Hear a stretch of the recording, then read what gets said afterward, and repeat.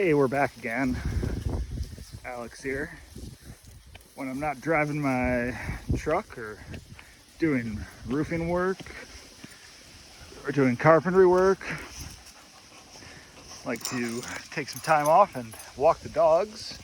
It's a beautiful sunny day here, not a cloud in the sky. I think it's about 45 degrees, a little bit chillier with the wind, but not too bad. Kind of country living. There's a Walmart like 15 miles away, so not really off the grid, but still kind of a side road here.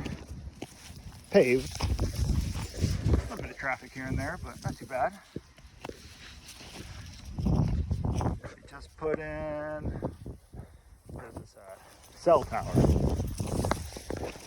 Kind of takes away from the landscape a little bit, but we'll see.